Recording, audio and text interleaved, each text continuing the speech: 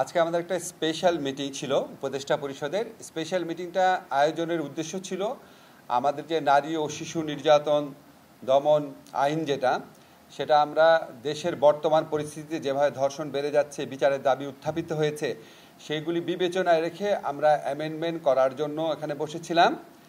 সেখানে আমাদের এই আইনটার ব্যাপারে নীতিগতভাবে এটা গ্রহণ করার সিদ্ধান্ত হয়েছে। আমি ডিটেইল কিছু বলছি না, আরও কিছু ব্যাপারে সিদ্ধান্ত হয়েছে। সিদ্ধান্তগুলো আমাদের মাননীয় পরিবেশ উপদেষ্টা রেজওয়ানা হাসান আপনাদের বলবেন। তারপর আইনের মধ্যে কি পরিবর্তনের নীতিগত সিদ্ধান্ত হচ্ছে সেটা আমি বলবো। কাল পরশু এবং বৃহস্পতিবারে এই অ্যামেন্ডমেন্টটা আমরা চূড়ান্তভাবে অনুমোদন দেবে বলে আশা করছি, উপদেষ্টা মণ্ডলী অনুমোদন দিবেন বলে আশা করছি। আমাদের এই ধর্ষণের বিচারের ক্ষেত্রে বিলম্ব হওয়ার একটা বড় কারণ হচ্ছে পর্যাপ্ত পরিমাণ ডিএনএ ল্যাব না থাকা। এই মুহূর্তে একটি মাত্র আছে। আজকে সিদ্ধান্ত হয়েছে যে আমরা চট্টগ্রামে এবং রাজশাহীতে দ্রুততার সাথে আরও 2টা ল্যাব ডিএনএ ল্যাব স্থাপন করব। আরেকটা সিদ্ধান্ত হয়েছে যে বিশেষ জুডিশিয়াল সার্ভিস কমিশনের মাধ্যমে দ্রুত কিছু সংখ্যক বিচারক নিয়োগ দেওয়ার প্রক্রিয়া শুরু করা হবে, যাতে করে ধর্ষণ সহ অন্যান্য মামলার বিচার প্রক্রিয়া ত্বরান্বিত করা যায়।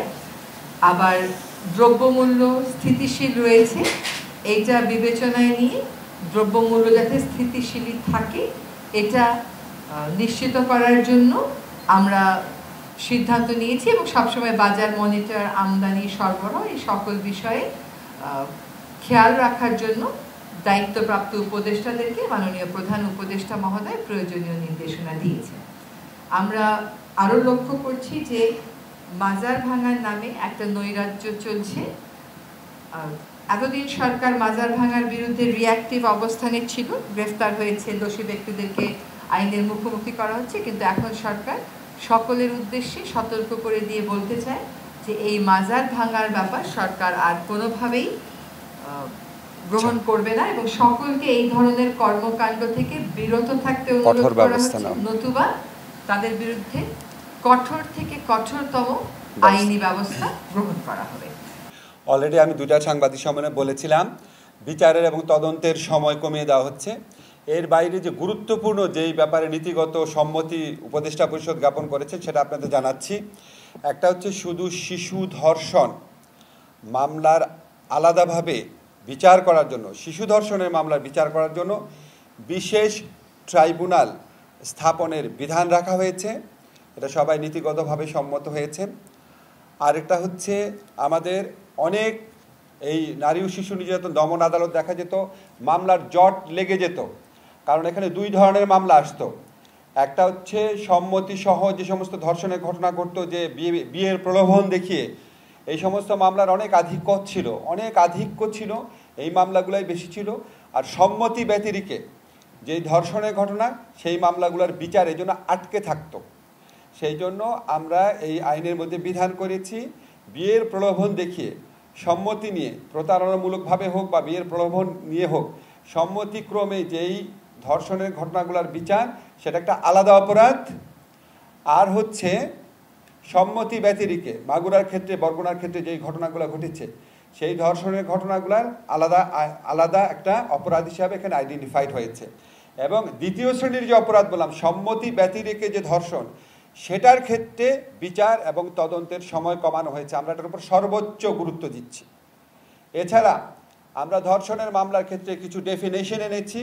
ধর্ষণের মামলার ডেফিনেশন পরিবর্তন করে শুধু পুরুষ কর্তৃক না, যে কোনো ব্যক্তি কর্তৃক ধর্ষণকে শাস্তিযোগ্য করা হচ্ছে। এছাড়া ধর্ষণের সংজ্ঞাটাকে ওয়াইড করা হয়েছে, বলাৎকারকে এর মধ্যে ইনক্লুড করা হয়েছে। যে কোনো, আমি খুব বিশদ বর্ণনা যাচ্ছি না আপনাদেরকে, শুধু বলতে চাচ্ছি বিএনডব্লিউএল এর মামলাতে যে ডেফিনেশনটা ছিল সেটার অনেকাংশ এখানে আনা হয়েছে। শুধুমাত্র প্রকৃত মানে পেনিট্রেশন না, যদি অন্য কোনো বস্তু ব্যবহার করা হয় বা আপনার বায়ুপথে বা যে কোনোভাবে যদি ধর্ষণ করা হয় সেটাও আমরা ধর্ষণের শাস্তির আওতায় আনছি। এটা আপনারা মানে যে কোনো ফর্মে যদি ধর্ষণ হয় এটা আমরা ওয়াইড করে দিচ্ছি। আর থার্ড যে অত্যন্ত গুরুত্বপূর্ণ পরিবর্তন আনা হচ্ছে সেটা হচ্ছে ডিএনএ রিপোর্ট পাওয়ার অপেক্ষায় অনেক মামলা বছরের পর বছর ঝুলে থাকতো। তো আমরা এই আইনে বিধান করেছি ডিএনএর রিপোর্ট ছাড়াই আদালত যদি মনে করে মেডিকেল সার্টিফিকেট এবং পারিপার্শ্বিক সাক্ষ্যের ভিত্তিতে বিচার সম্ভব, তাহলে আদালত ডিএনএ সার্টিফিকেট ছাড়াই মামলা দ্রুত বিচার করার জন্য মেডিকেল সার্টিফিকেট এবং পারিপার্শ্বিক সাক্ষ্যের ভিত্তিতে বিচার করবে। এছাড়া আমরা ভিকটিমদের প্রোটেকশনের জন্য বিভিন্ন ধরনের ব্যবস্থা করেছি, ওনাদেরকে ক্ষতিপূরণ দান করার ব্যবস্থা করেছি এবং ধর্ষণকালে বা ধর্ষণের উদ্দেশ্যে, ধর্ষণ করতে যদি ব্যর্থ হয়, ধর্ষণকালে বা ধর্ষণ করার উদ্দেশ্যে যদি কোনো রকম জখম করা হয়, গুরুতর জখম বা সাধারণ জখম, সেটাকেও আমরা কঠোর শাস্তির ব্যবস্থা করেছি। আপনারা বৃহস্পতিবার দিন এটা চূড়ান্ত অনুমোদন হয়ে যাবে আমরা আশা করছি। এরপর আপনারা খুব দ্রুত গেজেট নোটিফিকেশন হয়ে যাবে, এটা আপনারা খুব দ্রুত আপনারা কপি পেয়ে যাবেন। তবে আপনাদেরকে একটা জিনিস ক্ল্যারিফাই সাথে মাগুরায় আসিয়া হত্যা এবং ধর্ষণ মামলার বিচারের সম্পর্ক নাই। ওই বিচার এগিয়ে চলেছে নিজস্ব গতিতে এবং আমরা মনে করি খুবই দ্রুততার সাথে এই মামলার বিচার হবে। এই মামলার তদন্ত কার্য সমাপ্তির পথে, ডিএনএ রিপোর্ট পাওয়া যাবে 2-3 দিনের মধ্যে, তদন্ত কার্য সমাপ্তির পথে। আমরা আশা করছি আগামী কয়েকদিনের মধ্যেই এই মামলার বিচার শুরু হয়ে যাবে এবং খুব দ্রুত নিষ্পত্তি হয়ে যাবে, যেহেতু অকাট্য অনেক প্রমাণ রয়েছে।